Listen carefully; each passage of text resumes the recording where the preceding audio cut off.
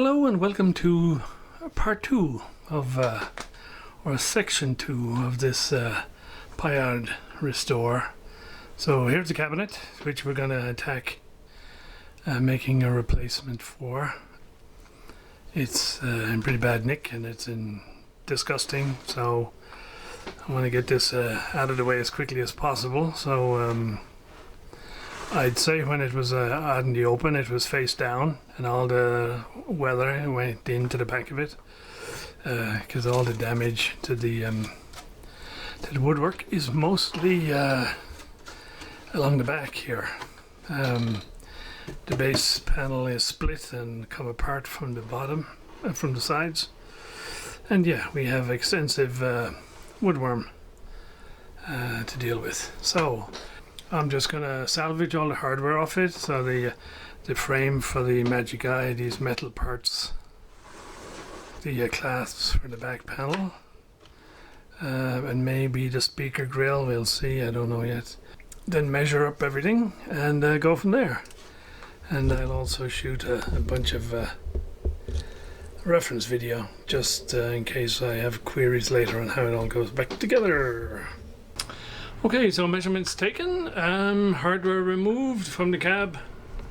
This will go into the evaporator straight away. I don't actually have anything big enough to soak these that I can think of, so when I go around the hardware store to get the plywood for building the cab, I'll see if I can find some sort of a container that I could use to soak these guys, because they are seriously rusted.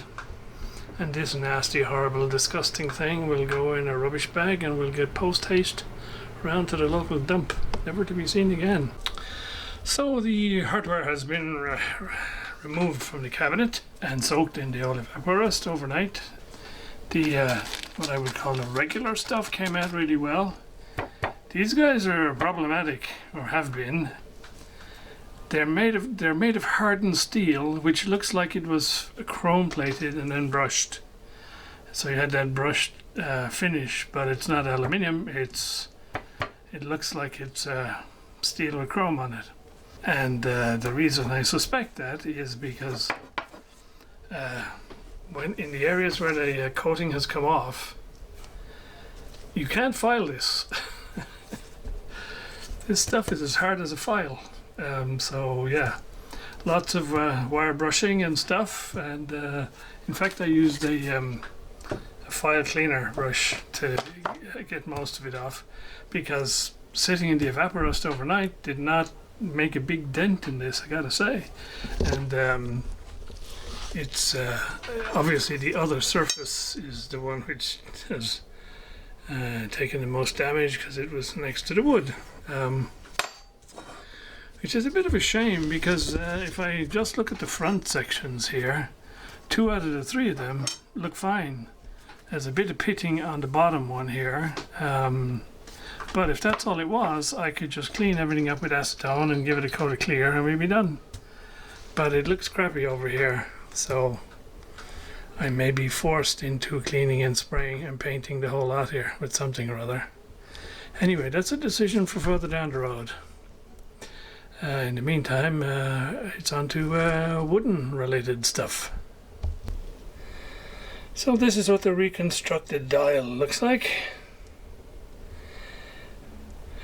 As a plan B, that will be stuck to the back plate. And if later I figure out a way of sticking it to the glass, I will stick it to the glass. Curiously, even though half of the white paint fell off the glass, the stuff that was left was actually a little bit difficult to get off. So, how's that for irony? So anyway, okay, that's put away until later. So this is my third cabinet project build. The first one I did was actually the first radio project I did ever. It was the Pi P53 that was my mum and dad's, which as a kid I used to listen to for hours and hours and hours in the evenings. And in truth, I didn't really restore it. I just sort of repaired it, because at the time I didn't really know anything about the whole valve electronic stuff. So it's on my to-do list to go back and get that chassis out and actually restore it.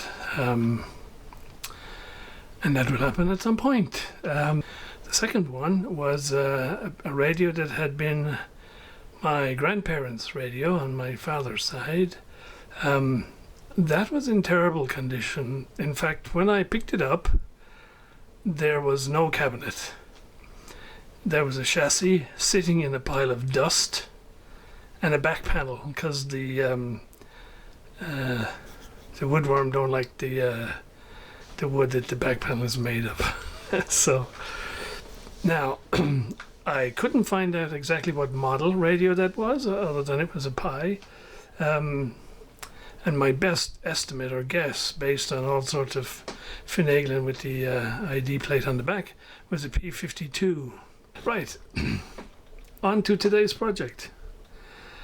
So I went round to the hardware store this morning, and I got a square meter or a square yard-ish of 10mm ply or 12mm ply. The good stuff. And the good stuff is very dense and very heavy and very expensive. So for the curious among you, this square yard of 12mm ply was $50 equivalent in Swiss francs. And so this is going to be a pretty heavy cabinet, and a tad more robust probably than the one that it had before. So my approach on building these things is I've taken dimensions from the old one, which I will use as a guide, and I will basically make the parts fit as I go along rather than cut everything and then hope everything fits together, because one never knows with this stuff. So there should be enough wood here to make a cabinet and to make some mistakes and to be able to correct them. And so I will sort of mark out a rough cutting list and get stuck into that, and then when we have some loose parts ready, we'll come back and see about how they might start going together. Well, it looks like I managed to mark out all the pieces for the cab on one half of the plywood I got. So we have some capacity to recover from errors if we make some along the way. So the initial pieces are cut out, and I'm marking them out, testing along the way. So for instance, for the base, I had measured where the holes are in the actual base that we're throwing away, the cabinet. But because the chassis that I'm working on has been damaged when it was dropped, I discovered that the holes at this end were not square in line with the holes at the other end. So I had to move them around so that they would fit properly. And I think there'll be various of that type of manipulation happening as we go along to make sure this thing fits properly.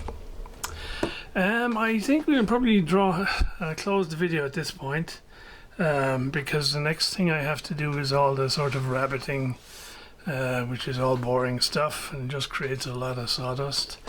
So I will call it a stop here, and next time we come back, I will be hopefully in a position of starting to assemble the different pieces together.